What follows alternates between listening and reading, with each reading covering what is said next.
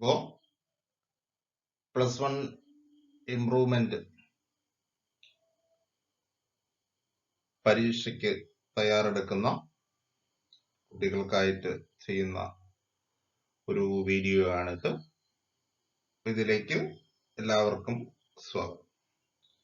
അപ്പോൾ ഇംപ്രൂവ്മെന്റ് ആകുമ്പോൾ നമുക്ക് എല്ലാ ചാപ്റ്ററുകളും വളരെ പെട്ടെന്ന് പഠിച്ചു തീർക്കേണ്ടതുണ്ട്. അതുകൊണ്ട് ഓരോ ചാപ്റ്ററിലെയും പ്രധാനപ്പെട്ട ക്വസ്റ്റ്യൻസ്, പ്രധാനപ്പെട്ട കൺസെപ്റ്റുകൾ മാത്രം പറഞ്ഞു പോകാനുള്ള സമയമേ നമുക്കുള്ളൂ.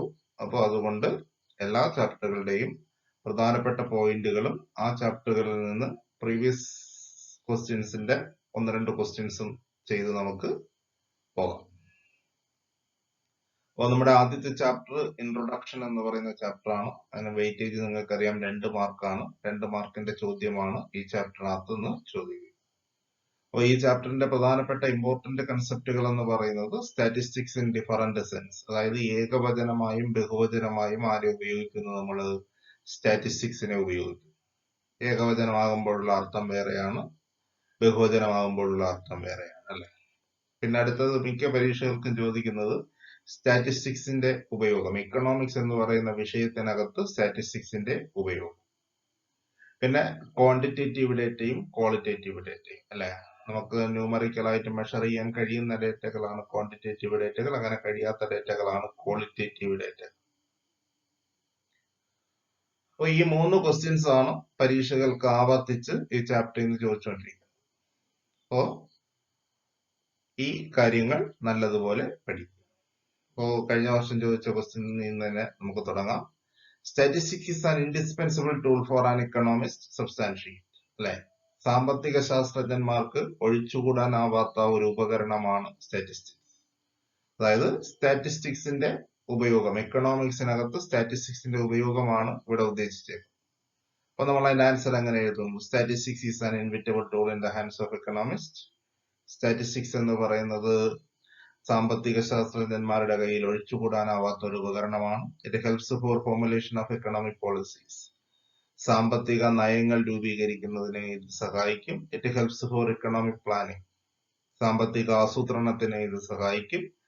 അടുത്ത complex economic data can be reduced. സങ്കീർണമായ ധനതത്വശാസ്ത്ര അല്ലെങ്കിൽ സാമ്പത്തിക ശാസ്ത്ര ദത്തങ്ങളെ ഇതെന്ത് ചെയ്യും? ലഘൂകരിക്കും. അപ്പൊ ഈ കാരണങ്ങൾ കൊണ്ട് തന്നെ സ്റ്റാറ്റിസ്റ്റിക്സ് എന്ന് പറയുന്നത് ഒരു ഇൻഡിസ്പെൻസിബിൾ ടൂൾ ആണ്. ആരുടെ കയ്യില്? ഇക്കണോമിസ്റ്റുകളുടെ കയ്യിൽ. അപ്പോ ഈ ക്വസ്റ്റ്യൻ നമുക്ക് ഈസി ആയിട്ട് ആൻസർ എഴുതാനായിട്ട് കഴിയും. അപ്പോ രണ്ടാമതൊരു ക്വസ്റ്റ്യൻ നമ്മൾ പറഞ്ഞു സ്റ്റാറ്റിസ്റ്റിക്സിനെ 2 സെൻസുകളിൽ ഉപയോഗിക്കുന്നത്, അല്ലെ? അപ്പോ ക്വസ്റ്റ്യൻ ഇതാണ്: statistics is used in singular and plural sense. Elucidate. ഏകവചനമായും ബഹുവചനമായും സ്റ്റാറ്റിസ്റ്റിക്സിനെ ഉപയോഗിക്കുന്നു, വിശദീകരിക്കും. അപ്പോൾ the word statistics is used both in singular and plural sense. ഏകവചനമായും ബഹുവചനമായും ആരെ ഉപയോഗിക്കുന്നുണ്ട്? സ്റ്റാറ്റിസ്റ്റിക്സിനെ ഉപയോഗിക്കുന്നുണ്ട്. In singular sense, statistics means the methods used for collection, classification, interpretation and presentation of numerical data. അപ്പോൾ സ്റ്റാറ്റിസ്റ്റിക്സ് സിംഗുലാർ സെൻസിൽ സ്റ്റാറ്റിസ്റ്റിക്സ് എന്നത് നമുക്കറിയാം എന്താണ്? ഡേറ്റകളെ collect ചെയ്യുന്നതിനും ശേഖരിക്കുന്നതിനും അവ തരംതിരിക്കുന്നതിനും അവ വ്യാഖ്യാനിക്കുന്നതിനും അവ അവതരിപ്പിക്കുന്നതിനുമുള്ള മെത്തേഡുകൾ, രീതികളാണ് സിംഗുലാർ സെൻസിൽ അല്ലെങ്കിൽ ഏകവചന രൂപത്തിലുള്ള സ്റ്റാറ്റിസ്റ്റിക്സ്. ഇനി ബഹുവചന രൂപത്തിലുള്ള സ്റ്റാറ്റിസ്റ്റിക്സ് എന്താണ്? ന്യൂമറിക്കൽ ഡാറ്റ സിസ്റ്റമാറ്റിക്കലി കളക്ടഡ്, അല്ലെ? അതായത് ന്യൂമറിക്കൽ ഡേറ്റ എന്നാണ് സ്റ്റാറ്റിസ്റ്റിക്സിന്റെ മീനിങ്. ഏത് സെൻസില്? Plural sense. അപ്പോൾ സ്റ്റാറ്റിസ്റ്റിക്സ് ഏതൊക്കെ സെൻസുകൾ ഉപയോഗിക്കാറുണ്ട്? സിംഗുലാർ സെൻസിലും പ്ലൂറൽ സെൻസിലും എന്ത് ചെയ്യാറുണ്ട്? ഉപയോഗിക്കാറുണ്ട്. സിംഗുലാർ സെൻസിലെ അർത്ഥം സ്റ്റാറ്റിസ്റ്റിക്കൽ മെത്തേഡുകളാണ്. ഇതിനൊക്കെയുള്ള കളക്ഷനും ക്ലാസിഫിക്കേഷനും ഇന്റർപ്രിട്ടേഷനും പ്രസന്റേഷനും വേണ്ടിയുള്ള മെത്തേഡുകളാണ്. അതേസമയത്ത് സ്റ്റാറ്റിസ്റ്റിക്സ് പ്ലൂറൽ സെൻസിലെ സ്റ്റാറ്റിസ്റ്റിക്സ് എന്ന് പറയുന്നത് ന്യൂമറിക്കൽ ഡാറ്റ സിസ്റ്റമാറ്റിക്കലി കളക്ട്, അതായത് ഡേറ്റ എന്ന് മാത്രമേ ഉള്ളൂ ഇതിന്റെ. പിന്നെ ചോദിച്ചിട്ടുള്ളത് find the odd one and justify your answer. നമുക്കറിയാമല്ലേ, ഓണസ്റ്റി, വെയിറ്റ്, പേഴ്സണാലിറ്റി, ഇൻകം. അപ്പൊ ഇങ്ങനെ ഒരു ക്വസ്റ്റ്യൻ നമ്മളെ പറ്റിക്കാനായിട്ട് ചോദിക്കും. അതുകൊണ്ടാണ് ഞാൻ ഈ ക്വസ്റ്റ്യൻ തന്നെ ഇട്ടത്. Honesty, weight, personality, income. അപ്പൊ ഇതിനകത്ത് ഓഡ് വൺ കണ്ടെത്താൻ കഴിയില്ല, കാര്യം രണ്ടെണ്ണം ക്വാളിറ്റേറ്റീവും രണ്ടെണ്ണം ക്വാണ്ടിറ്റേറ്റീവും ആണല്ലേ. ഇൻകവും വെയിറ്റും ഏതാണ്? ക്വാണ്ടിറ്റേറ്റീവ് ആണ്. പേഴ്സണാലിറ്റിയും ഓണസ്റ്റിയും ക്വാളിറ്റേറ്റീവ് ആണ്. അതുകൊണ്ട് ഓഡ് വൺ കണ്ടെത്താൻ കഴിയും. അടുത്ത ഒരെണ്ണം തന്നിട്ടുണ്ട്, ആപ്റ്റിറ്റ്യൂഡ്, ഇന്റലിജൻസ്, ഓണസ്റ്റി, സാലറി. അപ്പൊ നമുക്കറിയാം ആപ്റ്റിറ്റ്യൂഡ് അഭിരുചി അളക്കാൻ കഴിയില്ല, ഇന്റലിജൻസ് അളക്കാൻ കഴിയില്ല, ബുദ്ധിശക്തി അളക്കാൻ കഴിയില്ല, ഓണസ്റ്റി സത്യസന്ധത അളക്കാൻ കഴിയില്ല, സാലറി ശമ്പളം എന്ത് ചെയ്യാൻ കഴിയും? അളക്കാൻ കഴിയും. അപ്പൊ ശമ്പളം ഏതാണ്? ക്വാണ്ടിറ്റേറ്റീവ് ആണ്. ബാക്കിയുള്ളതെല്ലാം ക്വാളിറ്റേറ്റീവ്. അപ്പൊ ഓട് വൺ ഏത്? സാലറി. ഇതുപോലെ ചോദിച്ച അടുത്തൊരു question, tell your friend in science stream why you learn statistics along with economics. നിങ്ങളുടെ സയൻസ് സ്ട്രീമിലുള്ള കൂട്ടുകാരനോട് അല്ലെങ്കിൽ കൂട്ടുകാരിയോട് പറയുക, എന്താണ് നിങ്ങൾ എന്തുകൊണ്ട് ഇക്കണോമിക്സിനോടൊപ്പം സ്റ്റാറ്റിസ്റ്റിക്സ് പഠിക്കുന്നു. നമുക്കറിയാം ഇക്കണോമിക്സിനകത്ത് സ്റ്റാറ്റിസ്റ്റിക്സിന്റെ ഉപയോഗം നമ്മൾ നേരത്തെ പറഞ്ഞ അതേ ആൻസർ ഇവിടെയും എഴുതിയാണ്. എന്താണ്? Statistics is an inevitable tool in the hands of economics. സാമ്പത്തിക ശാസ്ത്രജ്ഞന്മാർക്ക് ഒഴിച്ചുകൂടാനാവാത്ത ഒരു ഉപകരണമാണ് സ്റ്റാറ്റിസ്റ്റിക്സ്. എക്കണോമിക് പോളിസികൾ, സാമ്പത്തിക നയങ്ങൾ രൂപീകരിക്കുന്നതിന്, സാമ്പത്തിക ആസൂത്രണം നടത്തുന്നതിന്, സങ്കീർണമായ ദത്തങ്ങളെ ലഘൂകരിക്കുന്നതിന് ഒക്കെ നമ്മളെ ആര് സഹായിക്കും? സ്റ്റാറ്റിസ്റ്റിക്സ് സഹായിക്കും. നമ്മൾ രണ്ടാമത്തെ ചാപ്റ്ററിലേക്ക് വന്നു കഴിഞ്ഞാൽ, രണ്ടാമത്തെ ചാപ്റ്റർ എന്ന് പറയുമ്പോൾ അതിനകത്ത് നമുക്ക് പഠിക്കാനുള്ള കൺസെപ്റ്റുകൾ എന്തൊക്കെയാണ്? ഒന്ന്, ഡേറ്റയുടെ ആദ്യം ക്ലാസിഫിക്കേഷൻ, പ്രൈമറി ഡേറ്റയും സെക്കൻഡറി ഡേറ്റ. അത് കഴിഞ്ഞ് പിന്നീട് നമ്മൾ പഠിച്ചത് എന്താണ്? പ്രൈമറി ഡേറ്റയും സെക്കൻഡറി ഡേറ്റയും തമ്മിലുള്ള വ്യത്യാസം പഠിച്ചു. അത് കഴിഞ്ഞ് പ്രൈമറി ഡേറ്റ കളക്ട് ചെയ്യാനുള്ള മെത്തേഡുകൾ ഏതൊക്കെ? Personal interview, mailing questionnaire and telephone interview. പിന്നീട് ഈ സർവേ നടത്താനുള്ള ക്വസ്റ്റ്യനെയർ തയ്യാറാക്കണം, അതിന്റെ കുറച്ച് ക്വാളിറ്റീസ്. അത് കഴിഞ്ഞ് നമ്മൾ എന്തിലേക്ക് പോയി? അത് കഴിഞ്ഞ് ഈ ഓരോ മെത്തേഡുകളുടെയും അഡ്വാൻറ്റേജസിനും ഡിസഡ്വാൻറ്റേജസിലേക്കും പോയി. അത് കഴിഞ്ഞ് പൈലറ്റ് സർവേയിലേക്ക് പോയി. നമ്മൾ ഉണ്ടാക്കിയ ക്വസ്റ്റ്യനുകളെ ഒന്ന് ടെസ്റ്റ് ചെയ്ത് നോക്കുന്ന രീതിയിൽ പൈലറ്റ് സർവേയിലേക്ക് പോയി. അത് കഴിഞ്ഞ് നമ്മൾ രണ്ട് രീതിയിൽ ഡാറ്റ കളക്ട് ചെയ്യാം. എങ്ങനെയൊക്കെ? ഒന്നുകിൽ എല്ലാ ആളുകളിൽ നിന്നും ഡാറ്റ കളക്ട് ചെയ്യാം, അല്ലെങ്കിൽ കുറച്ച് പേരിൽ നിന്നും മാത്രം ഡാറ്റ കളക്ട് ചെയ്യാം. അതായത് സെൻസസ് മെത്തേഡിലേക്കും സാമ്പിളിംഗ് മെത്തേഡിലേക്കും പോയി. അതിന്റെ രണ്ടിന്റെ അഡ്വാൻറ്റേജും ഡിസഡ്വാൻറ്റേജും ഒക്കെ നമ്മൾ കണ്ടു.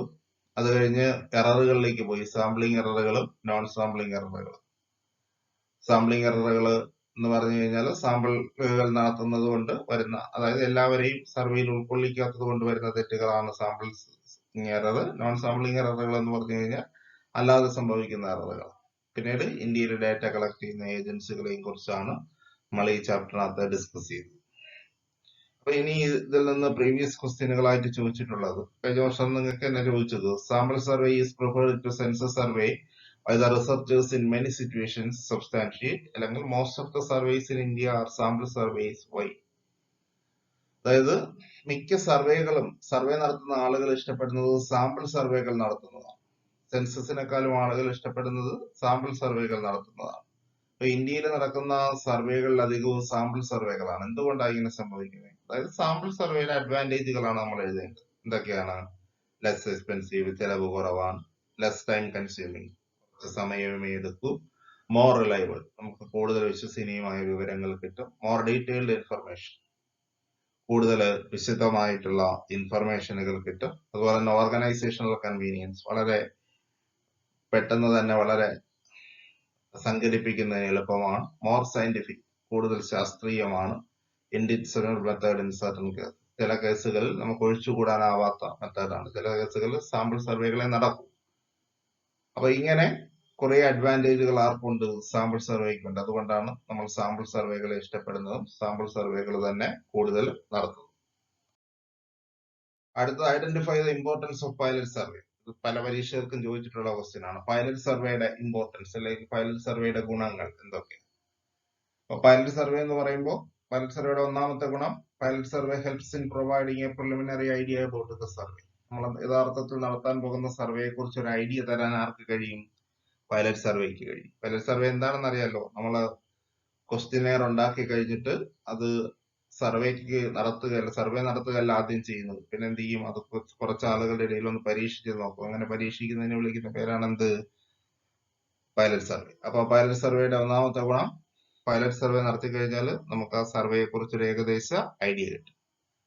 It helps the pre-testing of the questionnaire so as to know the shortcomings and drawbacks to questions.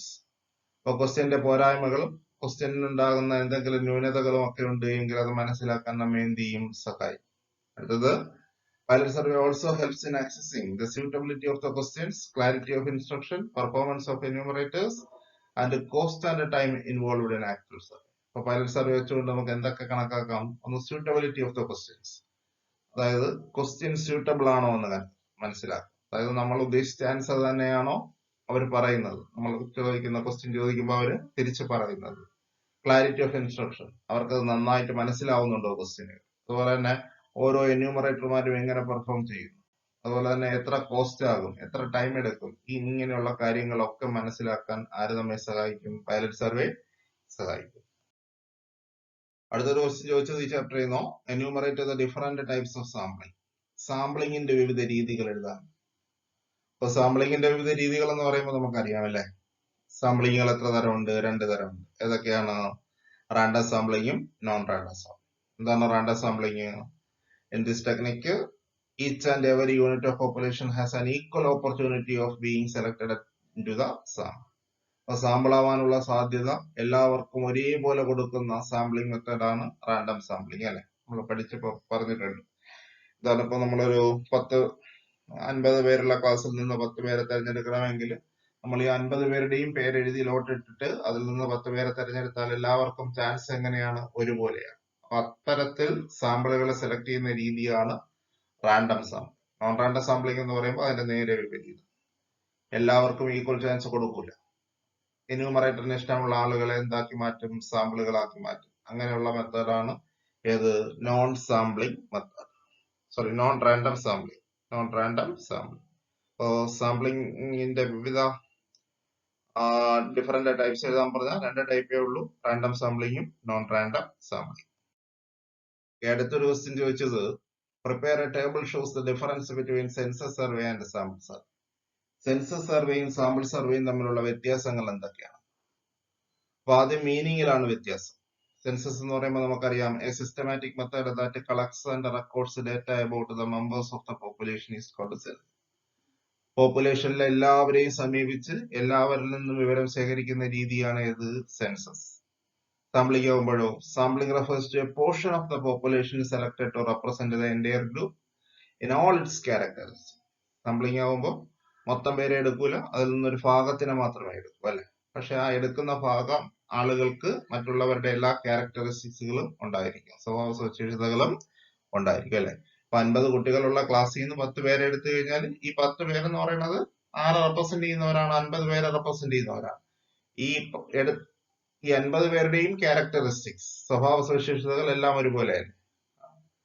അപ്പൊ എന്യൂമറേഷൻ കംപ്ലീറ്റ് ആണ്, സെൻസസിൽ കംപ്ലീറ്റ് ആണ്, എല്ലാവരുടെ അടുത്തും. മറ്റത് പാർഷ്യൽ ആണ്, ഭാഗികമേ ആകും. Study of each and every unit of population, എല്ലാവരെ കുറിച്ചും പഠിക്കും. മറ്റത് A handful units of population, കുറച്ച് ആളുകളെ മാത്രമേ എന്ത് ചെയ്യൂ? പഠിക്കും. ടൈം, സെൻസസിന് എന്താണ്? ടൈം കൺസ്യൂമിങ് പ്രോസസ് ആണല്ലോ, ഒരുപാട് സമയം എടുക്കും. സാമ്പിളിംഗ് ആകുമ്പോൾ ഫാസ്റ്റ് പ്രോസസ് ആണ്, കുറച്ച് പേരുടെ അടുത്ത് പോയാൽ മതി, അതുകൊണ്ട് വളരെ പെട്ടെന്ന് നടക്കും.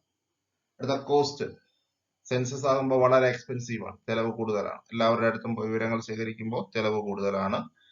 സാമ്പിളിംഗ് എക്കണോമിക്കൽ ആണ്, ചെലവ് കുറവാണ്. റിസൾട്ട്സ് കിട്ടുന്നത്, സെൻസസ് നടത്തി കഴിഞ്ഞാൽ റിലയബിൾ ആൻഡ് ആക്യുറേറ്റ്, വളരെ കൃത്യമായ വിവരങ്ങൾ കിട്ടും. സാമ്പിളിംഗിൽ കിട്ടുന്ന വിവരങ്ങളുടെ വിശ്വാസ്യത എന്തായിരിക്കും? കുറവായിരിക്കും. എറർ വരാനുള്ള സാധ്യത സെൻസസിൽ കുറവാണ്, സാമ്പിളിംഗിൽ ഇല്ല എന്നെഴുതിക്കളയല്. സെൻസസ് കുറവാണ്, പക്ഷെ സാമ്പിളിംഗിലാണെങ്കിൽ പോപ്പുലേഷന്റെ സൈസ് അനുസരിച്ചിരിക്കും അല്ലെ. പോപ്പുലേഷന്റെ സൈസ് കൂടുന്നതിനനുസരിച്ച്, അതായത് സാമ്പിളിന്റെ സൈസ് കൂടുന്നതിനനുസരിച്ച് എററുകൾ വരാനുള്ള സാധ്യത കുറവാണ്. സാമ്പിളുകളുടെ എണ്ണം കുറയുന്നതിനനുസരിച്ച് തെറ്റ് വരാനുള്ള സാധ്യത കൂടുതൽ. ഇനി അപ്രോപ്രിയേറ്റ് എങ്ങനെയുള്ള ഇതിലാണ്? ഇപ്പൊ പോപ്പുലേഷൻ ഹെട്രോജനസ് ആണെങ്കിൽ, പോപ്പുലേഷൻ ഒരുപോലെ അല്ല എങ്കിൽ, നമുക്കിപ്പോ പഠിക്കേണ്ട വിഷയം ഈ 10 കുട്ടികളുടെ മാർക്കാണ്. അതൊരു ഹെട്രോജനസ് സബ്ജക്റ്റ് ആണ് അല്ലെ. 10 കുട്ടികളുടെയും മാർക്ക് വളരെ ഡിഫറന്റ് ആയിരിക്കും അല്ലെ. അതേസമയത്ത് ഒരു ഹോമോജീനിയസ് ആണ് എങ്കിൽ, ഏകദേശം ഒരുപോലെയാണ് എങ്കിൽ, ഇപ്പൊ നടന്നു വരുന്നവരുടെ പ്രശ്നങ്ങളെ കുറിച്ച് പഠിക്കുകയാണ്, സ്കൂളിലേക്ക് നടന്നു വരുന്നവരുടെ പ്രശ്നങ്ങളെ കുറിച്ച് പഠിക്കുകയാണ്, അപ്പൊ അവർ അഭിമുഖീകരിക്കുന്ന പ്രശ്നങ്ങൾ ഏകദേശം എന്തായിരിക്കും, സെയിം ആയിരിക്കും. അങ്ങനെയാണെങ്കിൽ നമുക്ക് എന്ത് നടത്താം, സാമ്പിളിംഗ് നടത്താം. അപ്പൊ ഇതാണ് സെൻസസും സാമ്പിളിംഗ് തമ്മിലുള്ള വ്യത്യാസം. ഈ ചാപ്റ്ററിൽ നിന്ന് അടുത്തൊരു ക്വസ്റ്റ്യൻ ചോദിച്ചത് distinguish between primary data and secondary data. Primary ഡാറ്റയും സെക്കൻഡറി ഡാറ്റയും തമ്മിലുള്ള വ്യത്യാസം നമുക്ക് ഈസി ആയിട്ട് പറഞ്ഞ് മനസ്സിലാക്കിയിട്ടുള്ളതാണ്. എന്താണ് primary data? Primary data are those data which are collected for the first time. ഒരു ഇന്റർവ്യൂ നടത്തി നേരിട്ട് കളക്ട് ചെയ്തുകൊണ്ട് വരുന്ന ഡാറ്റകളാണ് പ്രൈമറി ഡാറ്റ. സെക്കൻഡറി ഡാറ്റ ആകുമ്പോൾ secondary data refers to those data which have already been collected by some other person. വേറെ ആരെങ്കിലും collect ചെയ്തുകൊണ്ട് വരുന്ന ഡാറ്റയ്ക്ക് നമ്മൾ ഉപയോഗിക്കുന്നതാണ് സെക്കൻഡറി ഡാറ്റ. ഇനി പ്രൈമറി ഡാറ്റയുടെ secondary data originality. Primary data original ആണ് അല്ലെ, കാര്യം എന്ന് പറഞ്ഞു കഴിഞ്ഞാൽ അത് കളക്ട് ചെയ്തുകൊണ്ട് വന്നതേ ഉള്ളൂ. സെക്കൻഡറി ഡാറ്റ ഒറിജിനൽ അല്ല, അത് സെക്കൻഡ് ഹാൻഡ് ആണ്. Nature of data. Primary data എന്ന് പറയുന്നത് റോ മെറ്റീരിയൽസിന്റെ രൂപത്തിലായിരിക്കും, അതിനൊരു അടുക്കും ചിട്ടയും ഒന്നും കാണത്തില്ല. സെക്കൻഡറി ഡാറ്റ എപ്പോഴും ഫിനിഷ്ഡ് ഫോമിലായിരിക്കും, നല്ല അടുക്കും ചിട്ടയോടും കൂടിയുള്ളതായിരിക്കും ഏത് ഡാറ്റ, സെക്കൻഡറി ഡാറ്റ. എന്നോട് അടുത്തൊരു ക്വസ്റ്റ്യൻ ആയിട്ട് ചോദിച്ച ഇതാണ്, as a part of a project study Nanditha conducted a study on the problems faced by the rubber cultivators in Kerala. She visited 200 farmers in Pathanamthitta district and collected the data. In her project report, she published her findings including mean income of the farmers, range of the land holdings, etc. Identify the following. അല്ലെ, ഇപ്പൊ കേരളത്തിലെ rubber കർഷകരുടെ പ്രശ്നത്തെ കുറിച്ച് പഠിക്കുന്നതിന് വേണ്ടിയിട്ട് നന്ദിത എന്ന് പറയുന്ന കുട്ടി പത്തനംതിട്ട ജില്ലയിലെ 200 കർഷകരെ സമീപിക്കുന്നു, റബ്ബർ കർഷകരെ സമീപിക്കുന്നു. എന്നിട്ട് അവരെ കുറിച്ച് വിവരങ്ങൾ ചോദിച്ച് മനസ്സിലാക്കും. അപ്പൊ റബ്ബർ കർഷകർ അഭിമുഖീകരിക്കുന്ന പ്രശ്നം ഏകദേശം സെയിം ആണ്. അതുകൊണ്ടാണ് അവരുടെ സാമ്പിൾ സർവേ നടത്തിയത് അല്ലെ. റബ്ബറിന് വില കുറവ് വന്നാൽ അത് എല്ലാരെയും ബാധിക്കും, ഒരുപോലെ ബാധിക്കൂലേ. അപ്പൊ ഈ സ്റ്റഡിയിലെ പോപ്പുലേഷൻ എന്ന് പറയുന്നത് എന്താണ്, ആരെ കുറിച്ചാണ് പഠിക്കുന്നത്, റബ്ബർ കൾട്ടിവേറ്റേഴ്സ്. എവിടുത്തെ റബ്ബർ കൾട്ടിവേറ്റേഴ്സ്, കേരളത്തിൽ. അപ്പൊ ഇവിടുത്തെ പോപ്പുലേഷൻ എന്ന് പറയുന്നത് rubber cultivators in Kerala. Sample, അതിൽ നിന്നെടുത്ത സാമ്പിൾ എത്ര, 200 ഫാമേഴ്സ്, ഇവിടെ പത്തനംതിട്ട ജില്ലയിൽ.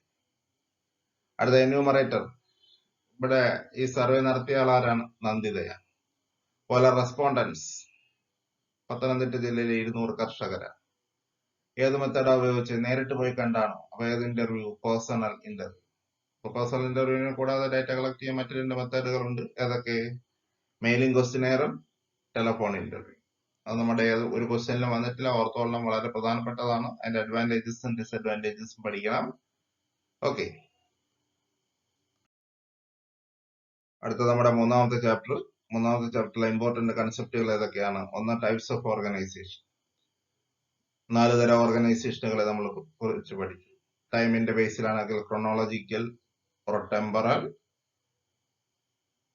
ജിയോഗ്രാഫിക്കൽ ഏരിയയുടെ ബേസിലാണെങ്കിൽ സ്പാഷ്യൽ ഓർ ജിയോഗ്രാഫിക്കൽ, പിന്നീട് ക്വാണ്ടിറ്റിയുടെ അടിസ്ഥാനത്തിലാണെങ്കിൽ ക്വാണ്ടിറ്റേറ്റീവ്, ക്വാളിറ്റിയുടെ അടിസ്ഥാനത്തിലാണെങ്കിൽ ക്വാളിറ്റേറ്റീവ്.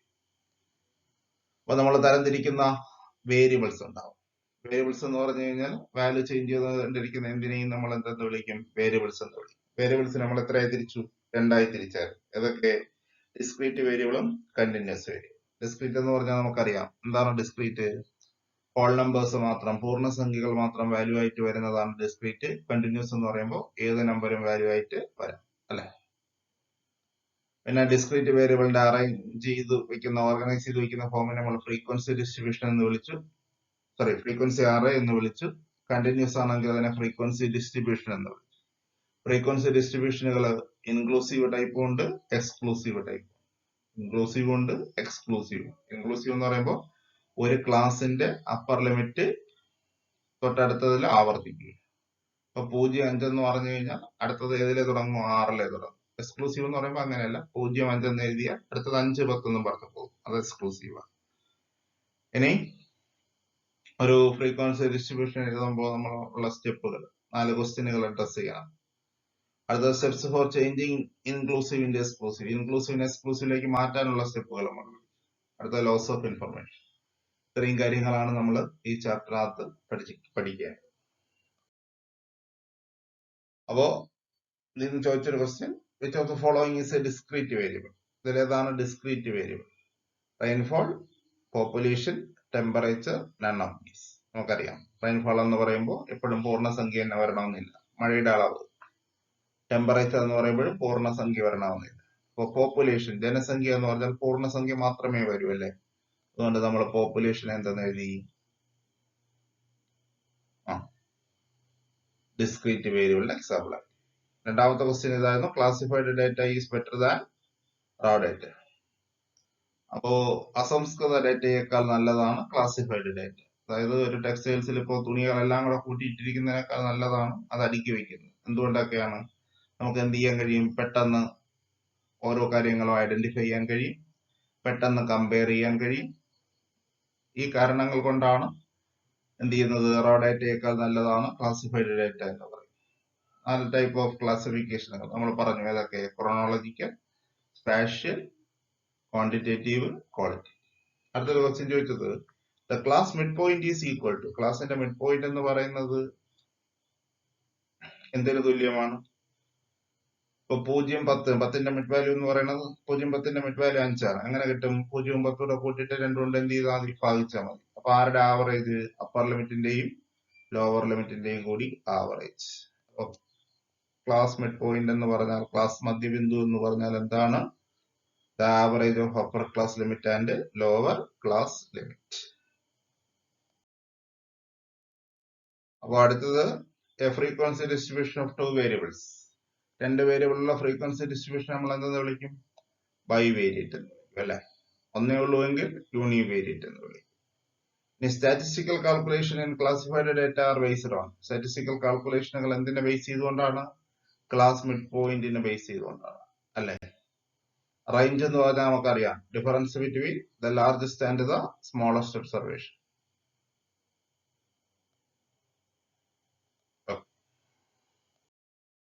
അപ്പൊ അടുത്തത് നമുക്ക് നോക്കേണ്ടത് ഒരു ഫ്രീക്വൻസി അറേ ഉണ്ടാക്കാനാ പറഞ്ഞത്. 45 ഫാമിലീസ് പോയി നമ്മൾ എന്ത് നടത്തി? ഒരു സർവേ നടത്തി. ആ സർവേയിൽ അവർ ഉപയോഗിക്കുന്ന ഫോണുകളുടെ എണ്ണം അവർ നമ്മളോട് പറഞ്ഞു തന്നു. ഇതിനെ നമുക്ക് എന്ത് ചെയ്യണം? ഒന്ന് ഓർഗനൈസ് ചെയ്യണം. ഇപ്പൊ ഫോണുകളുടെ എണ്ണം എന്ന് പറയുന്നത് ഡിസ്ക്രീറ്റ് ആണ്. അതുകൊണ്ട് തന്നെ നമുക്ക് എന്ത് ചെയ്യാം? ഒരു ഫ്രീക്വൻസി അറേ ഉണ്ടാക്കാം. കാര്യം ഡിസ്ക്രീറ്റ് വേരിയബിളിനെ അറേഞ്ച് ചെയ്യുന്ന ഫോം ആണല്ലോ ഏത്? Frequency array. അപ്പൊ നമ്മൾ ആദ്യം എന്ത് ചെയ്യണം? ഇവിടെ സെൽ ഫോൺ 3 കോളം വരയ്ക്കും അല്ലെ. ആദ്യത്തെ കോളത്തിനകത്ത് നമ്മൾ എന്തെഴുതും? Cell phones. പിന്നെ നമ്പർ ഓഫ് സെൽ ഫോൺസ് എന്ന് എഴുതാം. Cell phones.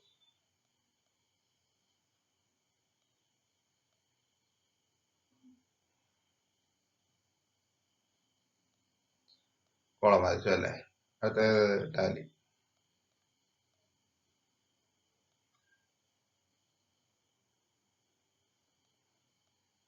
അടുത്തത് ഫ്രീക്വൻസി, നമ്പർ ഓഫ് ഫാമിലീസ്.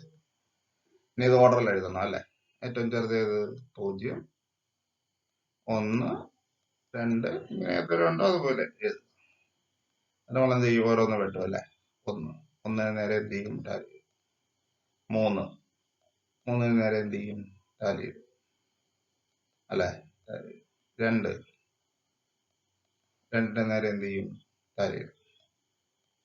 വീണ്ടും 2 നേരെ എന്ത് ചെയ്യും? ടാലി. എന്നിട്ട് ഇവിടെ ഓരോന്നും ടാലി എത്രയുണ്ടോ അതെടുത്ത് എന്ത് ചെയ്യണം? എഴുതണം. അവസാനം ഇതെല്ലാം കൂടെ കൂട്ടണം. ഫ്രീക്വൻസി എല്ലാം കൂടെ കൂട്ടുമ്പോൾ എത്ര വരും? 45 അല്ലേ. അപ്പൊ ഇങ്ങനെ ഫ്രീക്വൻസി അറേ ഉണ്ടാക്കാൻ നിങ്ങൾക്കറിയാം. ചെയ്യാൻ പറ്റുമല്ലോ, ബുദ്ധിമുട്ടില്ല. അപ്പോ ഇനി നമുക്ക് ഫ്രീക്വൻസി ഡിസ്ട്രിബ്യൂഷൻ ഉണ്ടാക്കാം. അത് ഇൻക്ലൂസീവ് മെത്തേഡ് ഉപയോഗിച്ച് ചെയ്യണമെന്നും പറഞ്ഞു. ഏത് മെത്തേഡ്? Inclusive method. അപ്പൊ നമ്മൾ ആദ്യം എന്ത് ചെയ്യും? ഇങ്ങനെ കുറെ ഡേറ്റകൾ തന്നിരുന്നാൽ നമ്മൾ ആദ്യം എന്ത് ചെയ്യും? അത് റേഞ്ച് കണ്ടുപിടിക്കും അല്ലെ. റേഞ്ച്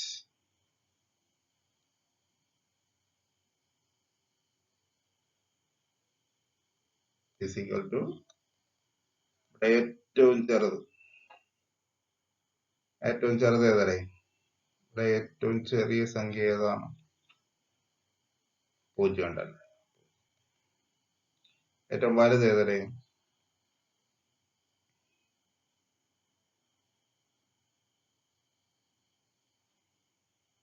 37 ആണ് അല്ലെ. 37 അല്ലേ വലുത്. അപ്പൊ 37ൽ നിന്ന് എന്ത് ചെയ്യണം? 0 കുറയ്ക്കണം അല്ലെ. ടുഡേ 37 തന്നെ.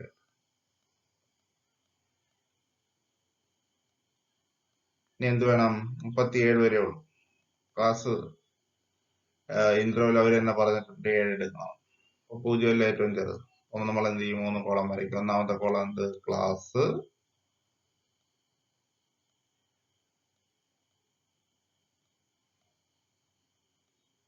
രണ്ടാമത്തത് ടാലി. മൂന്നാമത്തത് ഫ്രീക്വൻസി. ആദ്യത്തെ ക്ലാസ് എങ്ങനെ എഴുതൂടെ? 0 to 7 അല്ലേ ക്ലാസ് ഇന്റർവ്യൂ. 0 മുതൽ 7. നീ ഇൻക്ലൂസീവ് ആണ് പറഞ്ഞേക്കണം. അതുകൊണ്ട് ഏതിലേ തുടങ്ങാവൂ? അടുത്ത 8 തുടങ്ങാം. 8 തൊട്ട് 8 തൊട്ട് 7 തൊട്ട് 15. അടുത്തത് 15 തുടങ്ങൂല, 16. 16 തുടങ്ങി 23 വരെ അല്ലെ? ഇങ്ങനെ. പിന്നീട് ഓരോന്നും വെട്ടുക. 28 വരുമ്പോ ആ ക്ലാസ്സിൽ ടാലി ഇടുക. 17 ആ ക്ലാസ്സിൽ ടാലി ഇടുക. അങ്ങനെ ടാലി ഇട്ടിട്ട് പോയി ഫ്രീക്വൻസി എത്ര ടാലി ഉണ്ടോ അതിനനുസരിച്ച് ഫ്രീക്വൻസി എഴുതി അതിന്റെ ടോട്ടൽ എഴുതുമ്പോൾ എന്തായി? Frequency distribution. എക്സ്ക്ലൂസീവ് ആണെങ്കിൽ ഒറ്റ വ്യത്യാസമേ ഉള്ളൂ. ക്ലാസ് എഴുതുമ്പോൾ ഇവിടെ 0 7 കഴിഞ്ഞാൽ പിന്നെ 7 തന്നെ തുടങ്ങണം. 7 14, അടുത്ത 14 21 അങ്ങനെ പോകും. വേറൊരു വ്യത്യാസമില്ല. ഉൾപ്പെടുത്തുമ്പോൾ അപ്പർ ലിമിറ്റുകളെ ആ ക്ലാസ്സിനകത്ത് ഉൾപ്പെടുത്തരുത്. 7 വന്നാൽ ഇവിടെ ഉൾപ്പെടുത്തരുത്, തൊട്ട് താഴെ. അടുത്ത 14 വന്നാൽ ഇവിടെ ഉൾപ്പെടുത്തരുത്, തൊട്ട് താഴെ. അതറിയാലോ നമ്മൾ ചെയ്തിട്ടുള്ളത്. അപ്പോൾ അടുത്ത നമുക്കുള്ളത് ഒരു ഇൻക്ലൂസീവ് ക്ലാസ് തന്നിട്ടുണ്ട്. അതിനെന്ത് ചെയ്യണം? എക്സ്ക്ലൂസീവ് ആക്കണം. ഇൻക്ലൂസീവിനെ എന്ത് ചെയ്യണം? എക്സ്ക്ലൂസീവ് ആക്കണം. ഇൻക്ലൂസീവിനെ എക്സ്ക്ലൂസീവ് ആക്കാനുള്ള സ്റ്റെപ്പുകളൊക്കെ നമ്മൾ പഠിച്ചിട്ടുണ്ട്. എന്ത് ചെയ്യണോടെ? ആദ്യം ആദ്യ ക്ലാസിന്റെ അപ്പർ ലിമിറ്റും രണ്ടാമത്തെ ക്ലാസിന്റെ ലോവർ ലിമിറ്റും 20.5 19.5 അത് തമ്മിലുള്ള വ്യത്യാസം എടുക്കണം. എത്രയാണ്? 20.5 19.5 കുറച്ചുള്ള 1. എത്ര കിട്ടിയാലും അതിന് എത്ര കൊണ്ട് ഭാഗിക്കണം? 2 കൊണ്ട് ഭാഗിക്കണം. അപ്പൊ എത്ര കിട്ടും? 0.5. 0.5. അതിനി എന്ത് വേണം? ലോവർ ലിമിറ്റുകളിൽ നിന്നെല്ലാം മൈനസ് ചെയ്യണം. അപ്പർ ലിമിറ്റുകളോടെല്ലാം എന്ത് ചെയ്യണം? പ്ലസ് ചെയ്യണം അല്ലെ? അപ്പൊ 0.5 10.5 ഇത് 0.5 കുറച്ചാൽ എത്ര കിട്ടും? 10 കിട്ടും. 20 19.5 0.5 കൂട്ടിയാൽ 20 കിട്ടും. അടുത്ത 20.5 0.5 കുറച്ചാൽ 20 കിട്ടും. അടുത്തത് 30 കിട്ടും അല്ലെ? അടുത്തത് നിങ്ങൾക്കറിയാലോ, 30.5 0.5 കുറച്ചാൽ 30 കിട്ടും. 39.5 0.5 കൂട്ടിയാൽ 40 കിട്ടും അല്ലെ? ഓക്കെ. ഇങ്ങനെ എന്ത് ചെയ്യുക? ഓരോന്നും എഴുതുക. ഇനി ഇപ്പൊ എഴുതിയ ക്ലാസ്സുകളുടെ മിഡ് വാല്യൂ 10 20. എന്റെ മിഡ് വാല്യൂ എത്ര വരും? 15 അല്ലെ? ഇവിടെ എഴുതുക. 20 30 ചെയ്യാറുണ്ടെങ്കിൽ 20 30 കൂട്ടുക, 2 കൊണ്ട് ഭാഗിക്കുക. 20 30 50, 2 കൊണ്ട് ഭാഗിക്കുമ്പോൾ എത്ര വരും? 25. 30 40 35 അല്ലെ? ഞാൻ ഓരോ ക്ലാസ്സുകളുടെയും മിഡ് വാല്യൂ. ഇനി ഈ ക്ലാസ്സുകളുടെ ഇപ്പൊ എഴുതിയ ക്ലാസ്സുകളുടെ ലോവർ ലിമിറ്റ്. ആദ്യത്തെ ക്ലാസ്സിന്റെ ലോവർ ലിമിറ്റ് എത്രയാണ്? 10 അല്ലെ? രണ്ടാമത്തെ ക്ലാസ്സിന്റെ ലോവർ ലിമിറ്റ് 20 അല്ലെ? മൂന്നാമത്തെ ക്ലാസ്സിന്റെ ലോവർ ലിമിറ്റ് 30 അല്ലെ? ഇനി അപ്പർ ലിമിറ്റ് എഴുതാം. അപ്പർ ലിമിറ്റ് ആദ്യത്തെ ക്ലാസ്സിന്റെ എത്രയാണ്? 20 അല്ലെ? 30 40 അല്ലെ?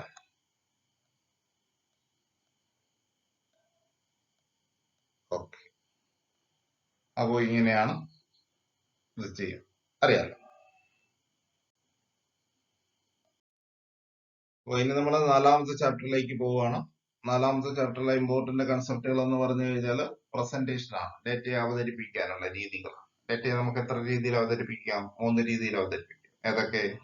ഒന്ന് ടെക്സ്ച്വൽ പ്രസന്റേഷൻ, ടെക്സ്റ്റ് ആയിട്ട് അവതരിപ്പിക്കാം. അല്ലെങ്കിൽ ടാബുലാർ പ്രസന്റേഷൻ, ടേബിളുകൾ വരച്ച് അവതരിപ്പിക്കാം. അപ്പോൾ സ്റ്റാറ്റിസ്റ്റിക്കൽ ടേബിളിന് പാർട്ടുകളുണ്ട്. എത്ര ഭാഗങ്ങളുണ്ട്? ടേബിൾ നമ്പർ ഉണ്ട്, ടൈറ്റിൽ ഉണ്ട്, കോളം ഹെഡിങ് ഉണ്ട്, അല്ലെങ്കിൽ അതിന് പറയുന്ന പേര് ക്യാപ്ഷൻ ഉണ്ട്, അല്ലെങ്കിൽ സ്റ്റെപ്സ് ആൻഡ് റോ ഹെഡിങ് ഉണ്ട്, ബോഡി ഓഫ് ദ ടേബിൾ ഉണ്ട്, യൂണിറ്റ് ഓഫ് മെഷർമെന്റ് ഉണ്ട്, സോഴ്സ് ഉണ്ട്, നോട്ട് ഉണ്ട് അല്ലെ. ഇങ്ങനെ 8 ഭാഗം ഓർത്തോളേ. അത് കഴിഞ്ഞ് ഡയഗ്രമാറ്റിക് പ്രസന്റേഷൻ. ഡയഗ്രമാറ്റിക് പ്രസന്റേഷനുകൾ എന്ന് പറയുമ്പോൾ 3 തരം ഡയഗ്രങ്ങൾ നമുക്ക് പഠിക്കണം. ജിയോമെട്രി ഡയഗ്രങ്ങൾ, ഫ്രീക്വൻസി ഡയഗ്രങ്ങൾ, അരിത്തമെറ്റിക് ലൈൻ ഗ്രാഫ് അല്ലെ. അപ്പൊ ഇത് ഇത്രയും കാര്യങ്ങളാണ് ഈ ചാപ്റ്ററിനകത്ത് വരുന്നത്. അപ്പോൾ ഇതിനകത്ത് നമുക്ക് എല്ലാ ഡയഗ്രങ്ങളും വരച്ച് പഠിക്കാൻ കഴിയില്ല. അപ്പോൾ പ്രധാനമായും ചോദിക്കുന്ന 2 ഡയഗ്രങ്ങൾ, 3 ഡയഗ്രങ്ങൾ വരച്ച് പഠിക്കാം. ഒന്ന് 5 ഡയഗ്രാം, 2 ഹിസ്റ്റോഗ്രാം, 3 ഒജീവ്സ്. ഒജീവ്സ് ആണ് മിക്ക പരീക്ഷകൾക്കും ചോദിക്കുന്നത്. അപ്പൊ ആദ്യം 5 ഡയഗ്രാം വരയ്ക്കാം. 5 ഡയഗ്രാം വരയ്ക്കുന്നത് എങ്ങനെയാണെന്ന് നിങ്ങൾക്ക് അറിയാം.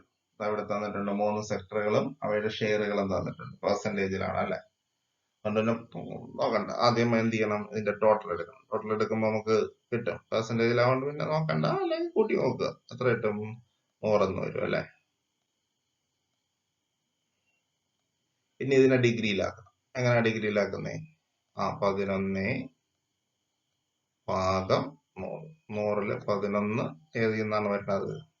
പ്രൈമറി സെക്ടറിൽ നിന്നാണ്. നമുക്കൊരു 5 ഡയഗ്രാം വരയ്ക്കേണ്ട ഏതിനകത്താണ്? സർക്കിളിനകത്താണ്. അപ്പൊ അതുകൊണ്ട് ഇതിനെ 360-ലേക്ക് എന്ത് ചെയ്യുക? കൺവേർട്ട് ചെയ്യുക. ഓക്കെ. അടുത്ത 27 ചെയ്ത് നോക്കുക. അപ്പൊ നിങ്ങൾക്ക് ആൻസർ കിട്ടും. 100 ഇൻറ്റു 360 അല്ലെ. ഇനി ഓരോന്നും എന്ത് ചെയ്യുക? ചെയ്തു നോക്കുക.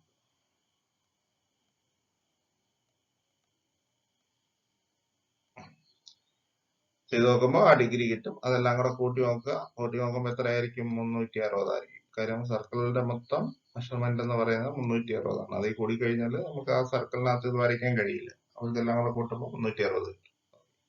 അപ്പൊ ഇത്രയും ചെയ്തതിന് ശേഷമാണ് വരയ്ക്കാനുള്ളത്. വരയ്ക്കാൻ നമുക്കറിയാം. ആദ്യം ചെയ്യുക, ഒരു സർക്കിൾ വരയ്ക്കുക. അതുപോലെ തന്നെ ഡയഗ്രങ്ങൾ വരയ്ക്കുമ്പോൾ നിങ്ങൾ എന്ത് ചെയ്യണം? പേരൊക്കെ കൊടുത്ത്, അതൊക്കെ ഞാൻ പറഞ്ഞിട്ടുണ്ട്, അതറിയാലോ, വീണ്ടും ആവർത്തിക്കുന്നില്ല. അപ്പോൾ അങ്ങനെ ചെയ്യുക. ആദ്യം എന്ത് ചെയ്യണം? ഒരു സർക്കിൾ വരയ്ക്കണം അല്ലെ. നമ്മൾ ഒരു സർക്കിൾ എന്ത് ചെയ്യണം? വരയ്ക്കും. രണ്ട് സർക്കിൾ. ഇനി അതിനെന്ത് ചെയ്യണം? ഒരു റേഡിയസ് വരയ്ക്കണം. അതിന്റെ സെന്ററിൽ നിന്ന് സ്കെയിൽ വെച്ച് ഏതെങ്കിലും ഒരു പോയിന്റിലേക്ക്. ഇനി അവിടെ പ്രൊട്രാക്ടർ വെച്ചിട്ട് ഡിഗ്രികൾ അളന്നെടുക്കുക. ഡിഗ്രികൾ അളന്നെടുക്കുമ്പോൾ നിങ്ങൾ മിക്കുള്ളവരും എന്ത് ചെയ്യുന്നു? ചെയ്ത് വരുമ്പോൾ ആ ഒരു 180-നേക്കാൾ കൂടുതലുള്ള ഡിഗ്രി കിട്ടും. അപ്പൊ നിങ്ങൾ അന്തം വിട്ട് പോകേണ്ട കാര്യമില്ല. അതവിടെ കിടക്കട്ടെ, ബാക്കി വരയ്ക്കുക. ബാക്കിയുള്ള 2 ഡിഗ്രി ഉണ്ടല്ലോ, അത് വരയ്ക്കുക. അപ്പൊ ഇവിടെ 90 ആണെങ്കിൽ 90 ഡിഗ്രി. ഓക്കെ. ഇനി ഇവിടെ ഈ ഇപ്പൊ വരച്ച ലൈനിൽ പ്രൊട്രാക്ടർ വയ്ക്കുക. അടുത്ത ഡിഗ്രി അളന്നെടുക്കുക. അതും എന്ത് ചെയ്യുക? വരയ്ക്കുക. അതിനുശേഷം ബാക്കിയുള്ളത് അങ്ങനെ കിടന്നോട്ടെ. അതായിരിക്കും ആ വലിയ അളവ്. അത് നിങ്ങൾ മൈൻഡ് ചെയ്യാൻ പോകണം. അപ്പൊ ഇങ്ങനെയാണ് എന്ത് വരയ്ക്കുന്നത്? 5 ഡയഗ്രാം വരയ്ക്കുന്നത്. അടുത്തത് ഹിസ്റ്റോഗ്രാം വരയ്ക്കാനാണ്. ഹിസ്റ്റോഗ്രാം വരയ്ക്കാൻ ബുദ്ധിമുട്ടൊന്നുമില്ല. നമുക്ക് ഈസി ആയിട്ട് അറിയാവുന്ന കാര്യമാണ്. എക്സ്ക്ലൂസീവ് ക്ലാസ്സുകളായിരിക്കും തരുന്നത്. അത് വെച്ചുകൊണ്ട് നമ്മൾ എന്ത് വരയ്ക്കണം? ഹിസ്റ്റോഗ്രാം വരയ്ക്കണം. ഇവിടെ തന്നിട്ടുണ്ട്. പിന്നെ ഹിസ്റ്റോഗ്രാം വരച്ച് കണ്ടെത്തുന്ന ആവറേജ് ഏതെന്ന് 1 വേർഡ് പിന്നെ പരീക്ഷയ്ക്ക് ചോദിക്കും. ഹിസ്റ്റോഗ്രാം വരച്ച് കണ്ടെത്തുന്ന ആവറേജ് ഏതാണ്? മോഡാണ്. മോഡ് കണ്ടെത്താനാണ് നമ്മൾ എന്ത് വരയ്ക്കുന്നത്? ഹിസ്റ്റോഗ്രാം വരയ്ക്കും. ഓക്കെ.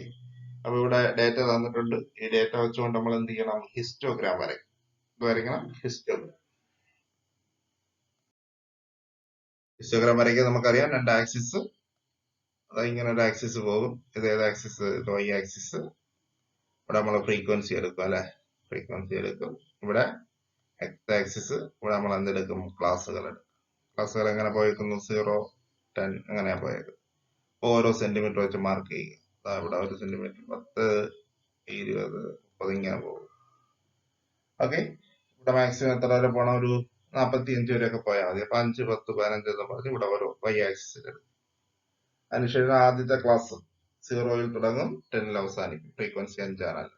അപ്പൊ 0-ക്ക് നേരെ 5-ന്റെ അവിടെ വെച്ചു വരച്ചു. ഇനി 10-ന്ന് തുടങ്ങി 20-ൽ അവസാനിക്കുന്നതിന്റെ ഫ്രീക്വൻസി എത്രയാണ്? 8 വരും അല്ലെ. അപ്പൊ എന്ത് ചെയ്യണം? അളവോട്ട് വരച്ച് അടുത്ത ക്ലാസ്സിന്റെ 20 തുടങ്ങി 30 അവസാനിക്കുന്നതിന്റെ ഫ്രീക്വൻസി 15 ആണ്. അപ്പൊ നേരെ മുകളിലോട്ട് വരയ്ക്കുക. ഇങ്ങനെ ഓരോന്നും എന്ത് ചെയ്യുക? വരയ്ക്കുക. വരച്ചതിന് ശേഷം ഇതിലെ മോഡ് കണ്ടെത്താൻ വേണ്ടി നമുക്കറിയാം. ഇതിൽ ഏറ്റവും വലിയ ബാർ നോക്കുക. ഇതാണ് ഏറ്റവും വലിയ ബാർ അല്ലെ. അപ്പൊ നമ്മൾ എന്ത് ചെയ്യണം, അതിന്റെ ഓപ്പോസിറ്റ് ഇതാ ഇവിടെ നിന്ന് ഈ പോയിന്റിൽ നിന്ന് അടുത്ത ഈ ഒരു പോയിന്റ് ഉണ്ടല്ലോ, അടുത്ത ബാറിന്റെ എൻഡിലേക്ക് ഇങ്ങനൊരു ലൈൻ വരയ്ക്കും. ഇവിടെ നിന്ന് തിരിച്ചതുപോലെ ഈ ബാറിലേക്ക് വരച്ചതിന് ശേഷം ഈ രണ്ട് ലൈനും കൂടെ ഇന്റർസെക്ട് ചെയ്യുന്ന പോയിന്റിൽ നിന്ന് താഴേക്ക് എന്ത് ചെയ്യുക, വരയ്ക്കുക. അവിടെ ആയിരിക്കും ആരുടെ പൊസിഷൻ എന്ന് പറയുന്നത്, മോഡ്. അപ്പൊ ഹിസ്റ്റോഗ്രാം വരച്ച് നമുക്ക് ആരെ കണ്ടെത്താം, മോഡ് കണ്ടെത്താം. ഹിസ്റ്റോഗ്രാം വരച്ച് മോഡ് കണ്ടെത്താം. ഓക്കെ, ഇനി ഒജീവ് വരയ്ക്കാം. ഒജീവ് വരയ്ക്കാനുള്ള ക്വസ്റ്റ്യൻ ആണ് താണ്ട ഈ 4.10 എന്ന് പറയുന്ന ടേബിളിൽ തന്നിരിക്കുന്നത് അല്ലെ. കുറെ കുട്ടികളുടെ മാർക്സും ആ കുട്ടികളുടെ എണ്ണവുമാണ് ഈ ടേബിളിൽ തന്നിരിക്കുന്നത്. ഇതാണ് നമ്മുടെ ക്വസ്റ്റ്യൻ. ഒജീവ് വരയ്ക്കാനായിട്ട് നമ്മൾ പുതിയ ടേബിൾ ഉണ്ടാക്കേണ്ടതുണ്ട്. അതായത് ലെസ് ദാൻ ഒജീവ് വരയ്ക്കാനായിട്ട് ലെസ് ദാൻ കുമുലേറ്റീവ് ഫ്രീക്വൻസിയും മോർ ദാൻ ഒജീവ് വരയ്ക്കാനായിട്ട് മോർ ദാൻ കുമുലേറ്റീവ് ഫ്രീക്വൻസികൾ എഴുതേണ്ടതുണ്ട്. അപ്പൊ ആദ്യം less than cumulative frequency distribution എങ്ങനെയാണ് തയ്യാറാക്കുന്നത് നോക്കാം. ആദ്യത്തെ ക്ലാസ് ഏതാണ്, 0-20 ആണ് അല്ലെ. അപ്പൊ ഈ ക്ലാസ്സിനകത്ത് ഏതിനേക്കാൾ ചെറിയ വാല്യൂസേ ഉള്ളൂ, 20നേക്കാൾ. അപ്പൊ നമ്മൾ എഴുതും ലെസ് ദാൻ 20, അടുത്തതിനകത്ത് ലെസ് ദാൻ 40, അടുത്ത less than 60, 80, 100. Less than cumulative frequency എഴുതണം. എങ്ങനെ എഴുതും, ആദ്യത്തെ ഫ്രീക്വൻസി അതുപോലെ 6 അതുപോലെ എഴുതും. ഇനി എന്ത് ചെയ്യണം, 6നോട് അടുത്ത ഫ്രീക്വൻസി ആയ 5 എന്ത് ചെയ്യണം, കൂട്ടണം. 6 5 കൂട്ടി എത്ര കിട്ടും, 11. ഇനി ആ 11നോട് അടുത്ത ഫ്രീക്വൻസി ആയ 33 കൂട്ടി 45. 44നോട് അടുത്ത ഫ്രീക്വൻസി ആയ 14 കൂട്ടി 58 എഴുതി. 58നോട് അടുത്ത ഫ്രീക്വൻസി ആയ 6 കൂട്ടി 64. അപ്പൊ ലെസ് ദാൻ ഒജീവ് വരയ്ക്കാനുള്ള less than cumulative frequency table okay. ഇനി മോർ ദാൻ വരയ്ക്കാനായിട്ട് ഈ ക്ലാസ്സിനകത്ത് ഏതിനേക്കാൾ വലിയ വാല്യൂസ് ആണ്, 20നേക്കാൾ. അപ്പൊ മോർ ദാൻ 0, ഇതിനകത്ത് more than 20, more than 40, more than 60, more than 80. More than 100 ഉണ്ടോ, ഇല്ല, 100 വരെ ഉള്ളൂ. ഇനി കുമുലേറ്റീവ് ഫ്രീക്വൻസി എഴുതണം. നമ്മൾ താഴ്ന്ന് മേലോട്ട് കൂട്ടി എഴുതുക. ഏറ്റവും താഴത്തെ ഫ്രീക്വൻസി 6 അതുപോലെ എഴുതി. 6നോട് അടുത്ത ഫ്രീക്വൻസി ആയ 14 കൂട്ടി 20 എഴുതി. 20നോട് അടുത്ത ഫ്രീക്വൻസി ആയ 33 കൂട്ടി 53 എഴുതി. 53നോട് അടുത്ത ഫ്രീക്വൻസി ആയ 5 കൂട്ടി 58 എഴുതി. 58നോട് അടുത്ത ഫ്രീക്വൻസി ആയ 6 കൂട്ടി 64. അപ്പൊ ഫ്രീക്വൻസി ടേബിൾ ശരിയായി. ഒജീവ് വരയ്ക്കാൻ നമുക്കറിയാം. എടുക്കുമ്പോൾ ഒരു കാര്യം ശ്രദ്ധിക്കുക, ഒജീവ് വരയ്ക്കാൻ നേരത്ത് y ആക്സിസിനകത്ത് CF ആണ് എടുക്കേണ്ടത്, കുമുലേറ്റീവ് ഫ്രീക്വൻസികളാണ് എടുക്കേണ്ടത്. ഏതല്ല, ഫ്രീക്വൻസി അല്ല. ഇവിടെ ക്ലാസ് തന്നെയാണ്, അതിന് മാറ്റമൊന്നുമില്ല. ക്ലാസ്സുകൾ 20, 40 അങ്ങനെ പോകുന്നു. ഇവിടെ നമുക്കൊരു 5 വെച്ച് തന്നെ പോവാം, 60, 65 വരെയൊക്കെ പോയാൽ. ആദ്യം ലെസ് ദാൻ ഒജീവ് വരയ്ക്കാനായിട്ട് 10, 20 നേരെയുള്ള ലെസ് ദാൻ കുമുലേറ്റീവ് ഫ്രീക്വൻസി ഏതാണോ അത് അടയാളപ്പെടുത്തുക. 40 നേരെയുള്ളത് അടയാളപ്പെടുത്തുക. അടുത്ത 60 നേരെയുള്ളത് അടയാളപ്പെടുത്തുക. 80 നേരെയുള്ളത് അടയാളപ്പെടുത്തുക. 100 നേരെയുള്ള കുമുലേറ്റീവ്. നേരത്തെയുള്ള ആ ടേബിളിൽ നോക്കി ഇങ്ങനെ ചെയ്താൽ മതി, അതൊന്നുമില്ല. ഇതുപോലെ മോർ ദാൻ. പിന്നെ ഈ ഒറിജിനലോട്ട് ഒന്ന് വരച്ച് യോജിപ്പിച്ചിരിക്കുക, അത് വേണമെങ്കിൽ മതി, നിർബന്ധമില്ല. 0 നേരെയുള്ളത് അടയാളപ്പെടുത്തുക. 10 നേരെയുള്ളത് അടയാളപ്പെടുത്തുക. ഇങ്ങനെ ഓരോന്നും എന്ത് ചെയ്യുക, അടയാളപ്പെടുത്തി വരയ്ക്കുക. ഇനി രണ്ട് ഒജീവുകളുടെ ഇന്റർസെക്ട് ചെയ്യുന്ന ഒരു പോയിന്റ് കാണും. ആ പോയിന്റിൽ നിന്ന് സ്കെയിൽ വെച്ച് താഴേക്ക് വരയ്ക്കുക. താഴേക്ക് വരയ്ക്കുമ്പോൾ ഈ എക്സ് ആക്സിസ് ജോയിൻ ചെയ്യും. അവിടെയാണ് ആരുടെ പൊസിഷൻ എന്ന് പറയുന്നത്, മീഡിയന്റെ പൊസിഷൻ എന്ന് പറയുന്നത്. അപ്പോ ഒജീവ് വരച്ച് നമുക്ക് ആരെ കണ്ടെത്താം, മീഡിയനെ കണ്ടെത്താം. ഓക്കെ. അപ്പോ 4ാമത്തെ ചാപ്റ്റർ വരെയുള്ള കാര്യങ്ങൾ പറഞ്ഞ് ഇന്നത്തെ ക്ലാസ് അവസാനിപ്പിക്കുകയാണ്. അല്ലെങ്കിൽ വീഡിയോ കുറച്ച് ലെങ്തി ആയി പോകും. അതുപോലെ തന്നെ 40 മിനിറ്റോളമായി. അപ്പോൾ നിങ്ങളിത് നന്നായി പഠിക്കുക. അടുത്ത 5 ചാപ്റ്ററുകൾ പറയുമ്പോൾ 4 ചാപ്റ്ററുകളേ ഉള്ളൂ. ഒരു ചാപ്റ്റർ കൊച്ചു ചാപ്റ്റർ അല്ലേ. അപ്പോൾ 4 ചാപ്റ്ററുകളുടെ അടുത്തൊരു വീഡിയോ ആയിട്ട് ചെയ്തത് കൂടി അയക്കാം. അപ്പോൾ ഇത്രയും ഭാഗങ്ങൾ നന്നായി പഠിക്കും. Okay, thank you.